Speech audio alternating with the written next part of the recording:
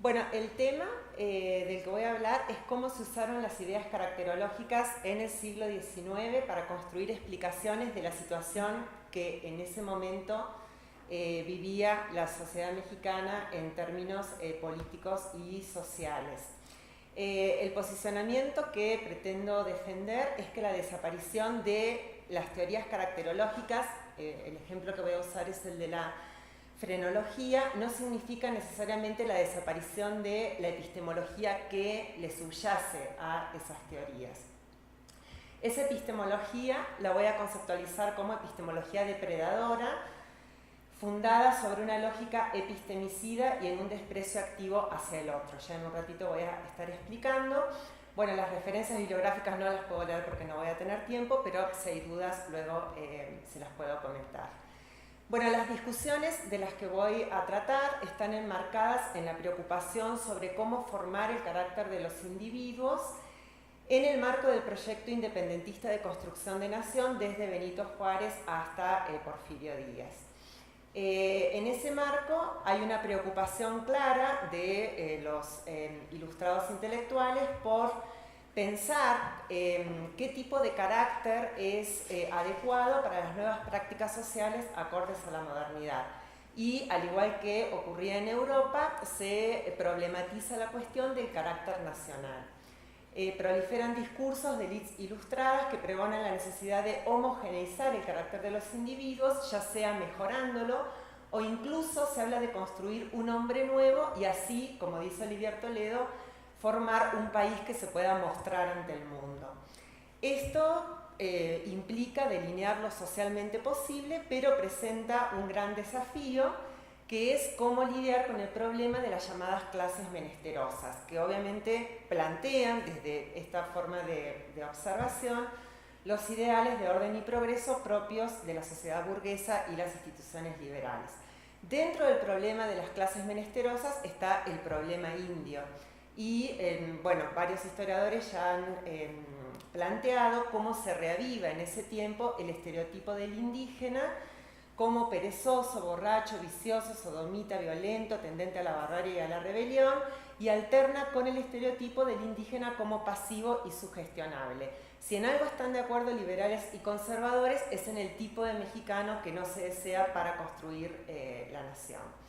Por ejemplo, a fines de 1810, el Despertador americano se refiere al indio en estos términos. Dice, mientras que todo el reino experimenta la más fuerte y general fermentación, que es el más seguro anuncio del triunfo de la independencia, el apático mexicano vegeta a su placer, sin tratar más que de adormecer su histeria con sendos tarros de pulque.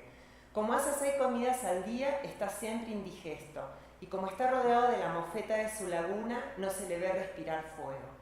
¿Habrá entre los habitantes de aquella ciudad populosa una milésima parte capaz de pronunciar con firmeza mi patria, mi libertad? Este es un problema que no nos atrevemos a resolver, pero como aún estamos en tiempos de la magia, es de esperar que se haya algún secreto para despulcar a los mexicanos.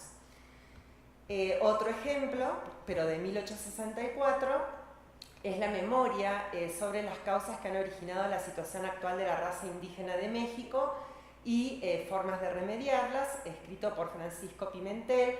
Tiene una sección llamada Sistema Físico y Moral de los Indios, y ahí dice Pimentel: en cuanto a su carácter, el indio es grave, taciturno y melancólico, flemático, frío en sus pasiones y lento en sus trabajos.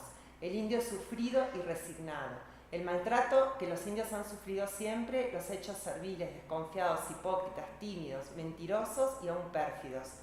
Son pródigos, gastan cuanto tienen, viven al día y el porvenir jamás los inquieta.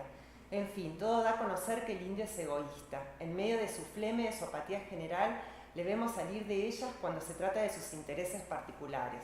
Por lo demás, para el indio no hay patria, gobierno ni instituciones. Todo lo ve con indiferencia. En resumen, el indio solo tiene las virtudes propias de la resignación, resultado natural de los tristes acontecimientos que le han educado. Y el remedio que propone Pimentel para la regeneración de la raza indígena es la inmigración europea. Bueno, obviamente esta descripción diagnóstica en realidad es una construcción del observador que está impregnada de vértigos argumentales. Con vértigo argumental me refiero a la asunción precipitada, viciosa y autoinmunizada. Tomo este concepto del filósofo Carlos Pereda. Por ejemplo, son construcciones que están llenas de falsos causalismos. Por ejemplo, se asume como necesario un nexo entre los rasgos fisiológicos y las formas de vida. Está impregnada de reificaciones de nociones consensuales, por ejemplo, la idea de que hay una normalidad a la que el indio no se ajusta, pero se tendría que ajustar, etc. Lo que subyace es una convicción de que la condición de integración a la nación es mediante el dejarse transformar, que es una suerte de autocolonización. El desideratum parece ser instaurar un nuevo pensar y un nuevo sentir, pero construido sobre las ruinas del otro. Hay una ruptura de ecologías sociales mediante la ideología del positivismo progresivista, desde el cual se observa de esta manera, que insufla su fuerza desde Europa y Estados Unidos con lo que Pereda llama afán de novedad y fervor sucursalero. En ese contexto es justamente en el que adviene la frenología México. ¿Qué es y qué tanta influencia tuvo la frenología? Bueno, lo voy a explicar de forma muy simplificada. Es un método para explicar el carácter de una persona y predecir su destino tomando como base ciertas características físicas. Es una teoría caracterológica. Era muy popular en Europa, había sido inventada por Franz Goll, un alemán formado en Viena, y difundida por otros discípulos. ¿De dónde surgió la frenología? De una variedad de métodos inductivos que básicamente pretendían lo mismo, pero eran mucho más antiguos. Explicar el carácter según rasgos físicos. Un antecedente inmediato y muy importante de la frenología es la teoría del ángulo facial de Peter Camper, la lectura del carácter a través de las emociones, esto se llamaba patonomía. Fíjense que las fechas de estas publicaciones que tanto circulaban en Europa son del siglo XIX. La lectura del carácter a través de la forma de caminar, a través de las líneas de la mano, se llamaba quiromancia. La metoposcopía, que era un método por el cual se trataba de descifrar el carácter a partir de la lectura de las líneas faciales. Y bueno, la frenología hace lo propio, pero en función de la lectura e interpretación de la forma craneal. Por eso el nombre original de la frenología es craneología u organología. Supone entonces que el carácter puede explicarse en función de la forma del cráneo, que por tacto frenológico puede ser revelado. En cada región del cerebro residen facultades relacionadas con aptitudes psicológicas. Una teoría con implicaciones materialistas muy claras.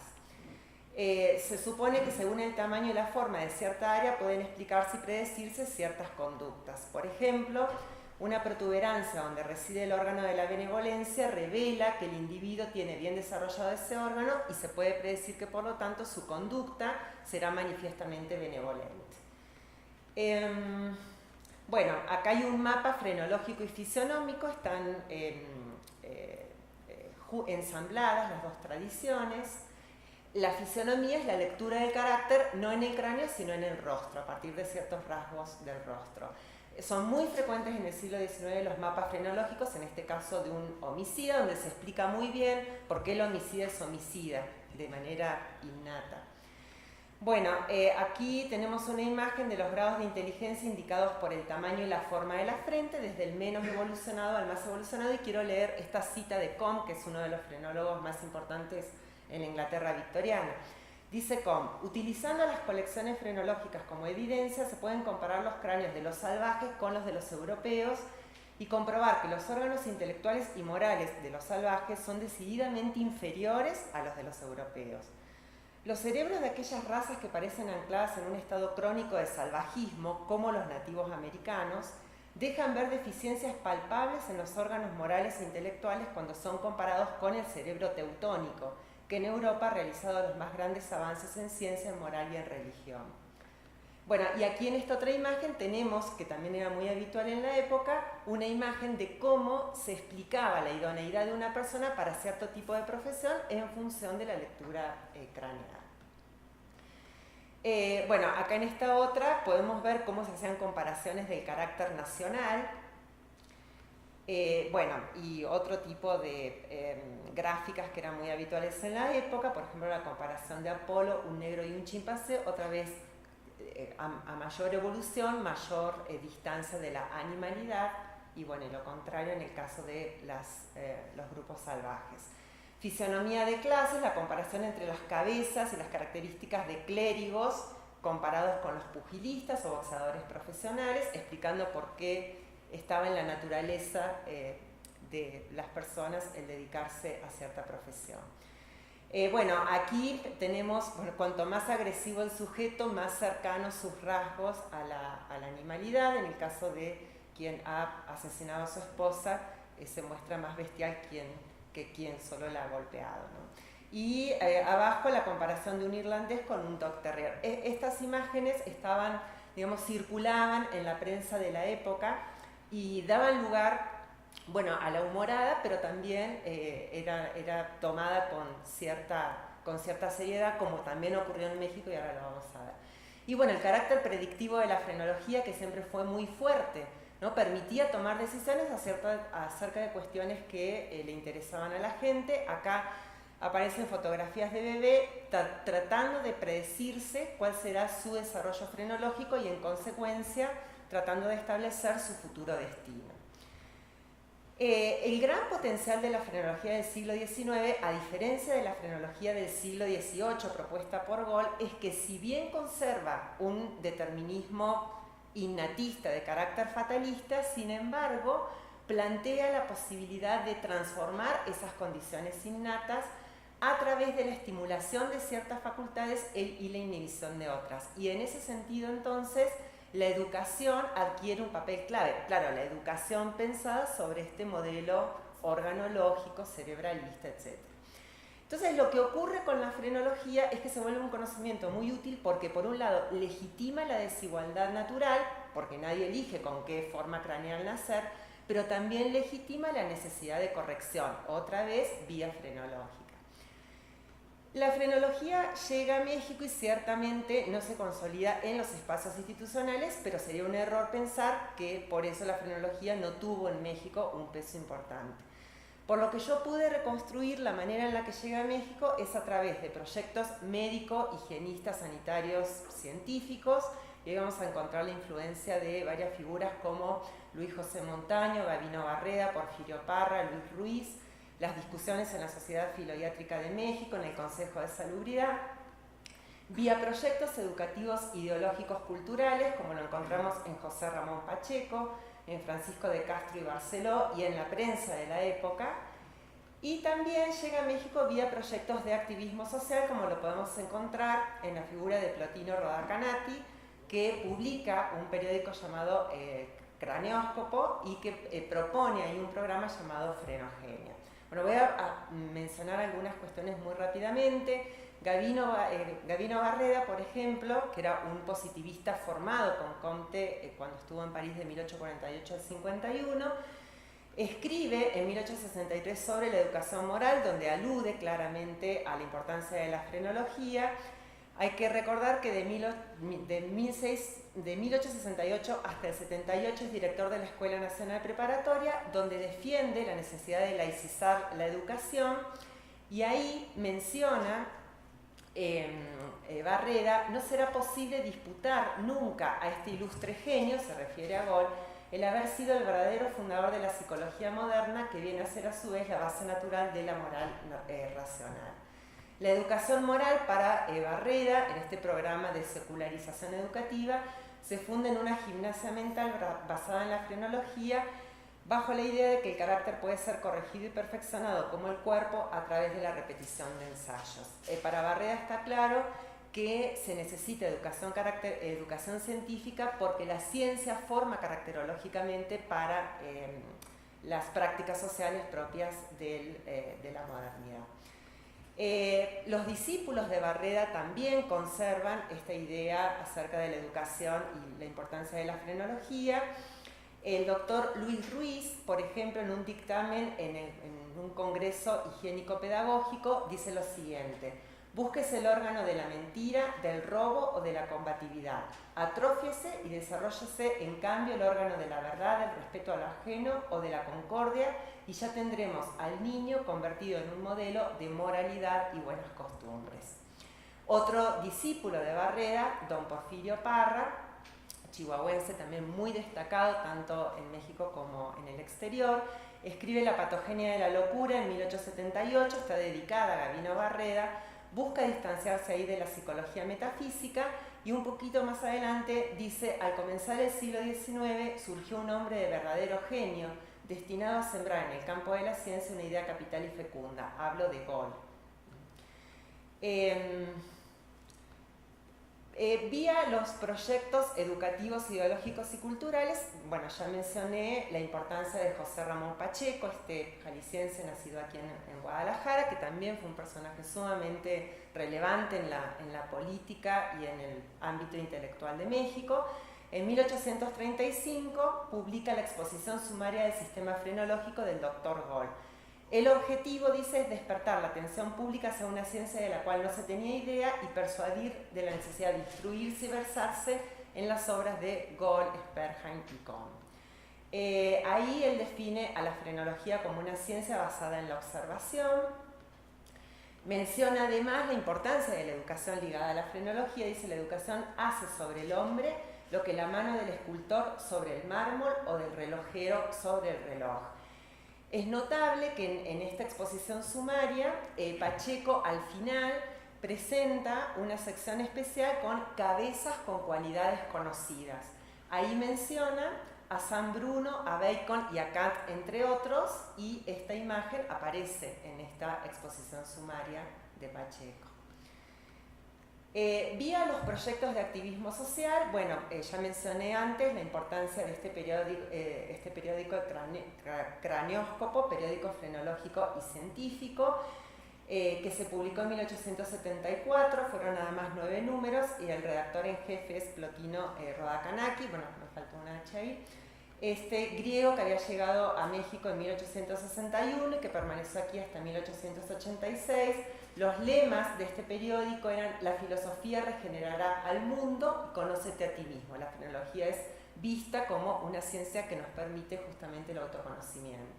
5 minutos. Sí, gracias. Rodakanaki había vivido en Alemania, estaba muy familiarizado con los planteamientos del socialismo utópico y pensó en la regeneración frenológica, pero con objetivos muy diferentes y muy contrastantes con el positivismo de la época, al cual él criticaba muy firmemente. Propone ahí un programa basado en lo que llama la frenogenia, y el objetivo, dice, es hacer nacer hombres virtuosos y de talentos, corregir el vicio o engendrar la virtud. Otras evidencias de cómo circuló la frenología, bueno, la podemos encontrar en los periódicos de la época. Por ejemplo, en la Lima de Vulcano se discute sobre la obra de Pacheco. Hay un intento de los católicos por reapropiarse de la frenología y proponen una frenología espiritualista, y bueno, y una serie de periódicos que hablan sobre el tema y que permiten ver que no solamente se la discutía en el ámbito médico e intelectual, sino también, bueno, eso es interesante, que no era una cuestión únicamente de charlatanería o de humorada, sino que los médicos, y bueno, y esto obviamente causaba un gran malestar también en los sectores más conservadores. Bueno, algunas posturas cuestionadoras. La Sociedad Filoiátrica publica en 1844 el examen de la frenología de Pierre Flourens, que es un examen muy crítico de la frenología. Ahí Flourens establece la diferencia entre esa pseudociencia y el estudio científico de la relación entre lo psicológico y lo anatómico-fisiológico, y en 1846 el Consejo Superior de Salubridad la prohíbe, porque dice que solo viene a inquietar a la gente y orientarla hacia el materialismo y a turbar el orden social. Reflexiones finales. Bueno, ¿qué pretendo decir con todo esto? En primer lugar, bueno, plantear que hay múltiples explicaciones del carácter mexicano a lo largo del siglo XIX, pero creo que una característica de esas múltiples explicaciones es que son en clave deficitaria.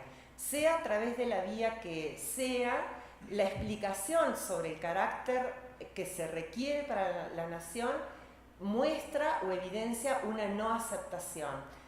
Lo que se observa es la necesidad de regenerar, de reinventar, de mejorar, de corregir, de sanear, de enderezar, de reformar, y por eso la frenología aunque esté impregnada de prejuicios, parece ser una explicación que algunos la consideran y la toman en serio.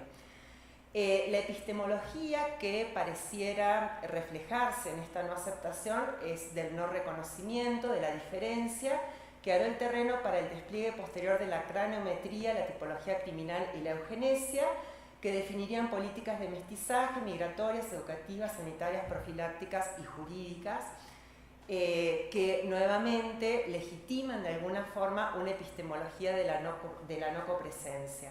No hay copresencia cuando el encuentro entre un indígena y aquel que lo observa, un reformista social, se vive como un encuentro entre dos simultáneos, pero no dos contemporáneos, porque el primero supuestamente no ha recorrido todo el camino de progreso que se ha recorrido el segundo. Por eso no lo puede ver al otro como un contemporáneo, aunque existan en el mismo momento. Se traza entre ellos un abismo epistemológico, pero también ontológico. El otro no existe porque no sabe y no sabe porque no existe. Hay una desontologización de la alteridad. Y finalmente considero que es una epistemología que construye inexistencias. El positivismo universalista defendido en estos proyectos reformistas demarca el campo de lo objetivamente verdadero, ese deber ser, pero ese lado privilegiado que establece lo normal, lo sano, lo deseable, se sostiene en la medida en que anula lo que está del otro lado. Por eso es una epistemología depredadora, porque lo anula, pero se autolegitima en la medida en que lo anula, en la medida en que lo desaparece. Por ejemplo, sí es cierto que hay una gran discusión sobre la cientificidad o pseudocientificidad de la frenología. Sin embargo, aunque sea como pseudociencia, la frenología existe, aunque sea como falsedad. Y el hecho de mostrar la diferencia entre eso y la verdadera ciencia le da un peso epistémico mayor a la verdadera ciencia. Ambas combaten en el ring del conocimiento. Pero del otro lado de la línea hay saberes y experiencias que ni siquiera son visualizados como tales. Lisa y llanamente no existen, ni siquiera como falsedades. Conocimientos tradicionales, orales, populares, laicos, plebeyos, campesinos o indígenas que inicialmente generan extrañeza porque son incomprendidos, pero se tornan rápidamente incomprensibles y asisten a una muerte lenta, a un epistemicidio sin el cual el conocimiento hegemónico no lograría ser hegemónico. Ese fervor de reformar mediante la implantación de lo nuevo insinúa la idea de un vacío que hay que llenar y de multiversos que hay que barrer o que hay que subsumir en algún segmento de esa línea de progreso que conduce hacia la visión correcta del mundo, que no es sino la visión occidentalista del mundo. Bueno.